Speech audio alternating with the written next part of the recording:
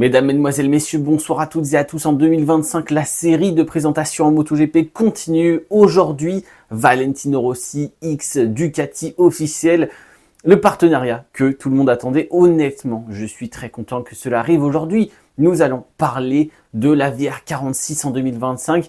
Pilote, moto, équipe, tout ça. On va faire un petit tour de ce qu'on va avoir en 2025 avec la nouvelle livrée, si on peut dire nouvelle, les nouveaux pilotes et aussi les nouvelles motos. Ça va être ça le plus intéressant cette saison.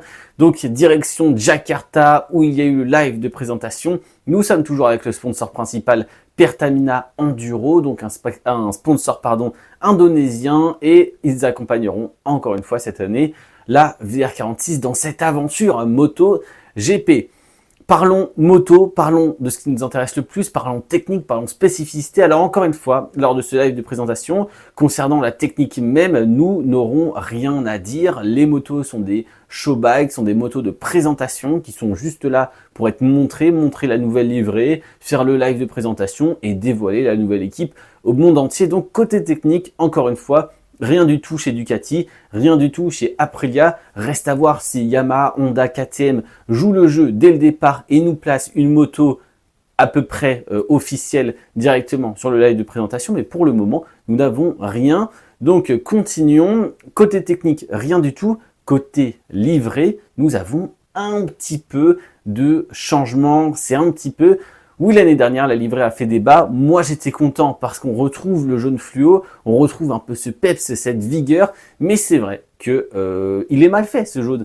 Jaune dégradé de blanc avec beaucoup de sponsors qui vont dans tous les sens, de toutes les couleurs. Honnêtement, la moto n'est pas jolie, n'est pas hyper classe. Ok, c'est bariolé. Ok, il y a de la couleur, il y a du fluo, il y a tout ce que vous voulez.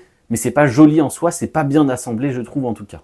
Donc côté livrée, nous restons sur la même chose, cette livrée avec plein de couleurs, plein de patchs de sponsors, avec ce dégradé de jaune qui va vers du blanc et qui continue jusqu'à la fin de la boucle arrière.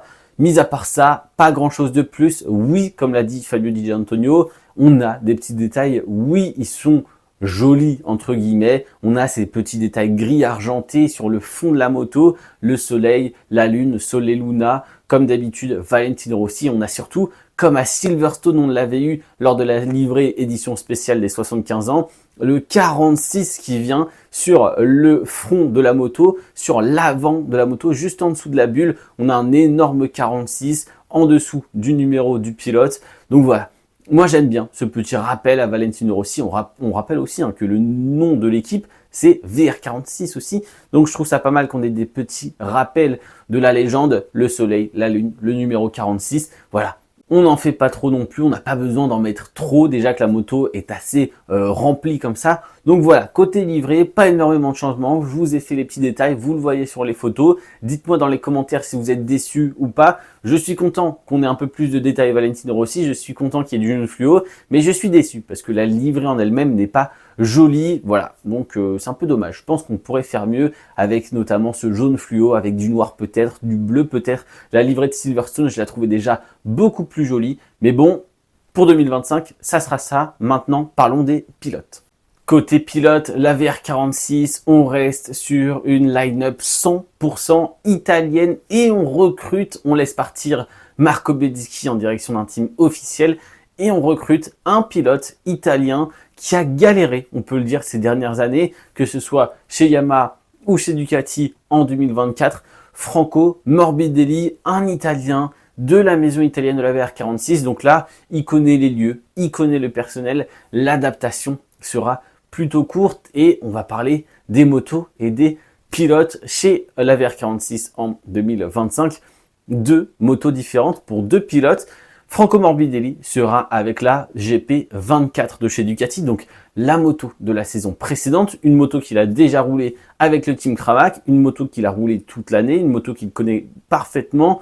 Donc voilà, ça va être très très bien pour accompagner la VR46 dans la découverte de la GP24, dans les réglages et tout ça. Ça va être très très bien pour que Morbidelli puisse continuer sa progression avec cette Ducati et cette année, je l'espère, avoir des résultats beaucoup plus réguliers et surtout réussir à obtenir des top résultats parce qu'on l'a vu en cette fin de saison 2024, Il y avait eu de plutôt bonnes choses de la part de Morbidelli. Le rythme était là. On commençait à construire de beaux résultats avec Morbidelli.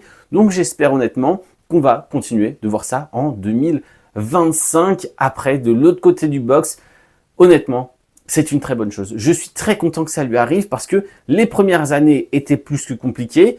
Il s'est développé. En 2023, il nous a montré qu'il était capable de gagner des courses et qu'il était capable de faire des podiums. En 2024, j'ai bien aimé cette régularité, mais il y a eu les blessures qui sont venues un petit peu gêner tout ça. Et en 2025, le matériel est à sa disposition.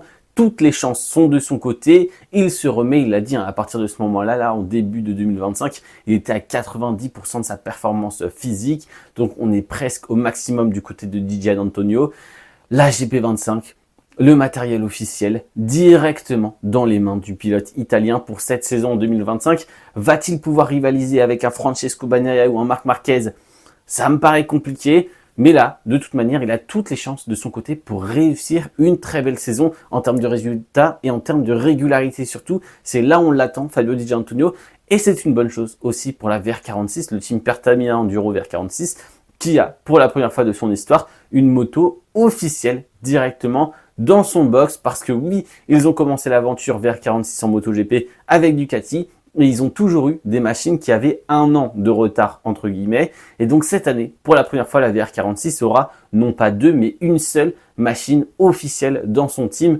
Voilà, ça fait plaisir. C'est une bonne chose pour la VR46. C'est une bonne chose pour Fabio Di Giannantonio. Franco Morbidelli, lui, va pouvoir continuer sa progression avec la GP24.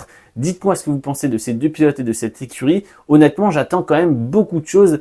Si je vois Ducati officiel maîtriser cette saison 2025, la VR46 ne devrait pas être très loin derrière non plus. En tout cas, j'espère et normalement, il devrait plus performer que le team Gresini. À voir ce qui va se passer, hâte de voir ça. C'est terminé, j'ai pas grand chose de plus à dire pour cette écurie. On se revoit pour les prochaines vidéos. C'était Théo, ciao ciao.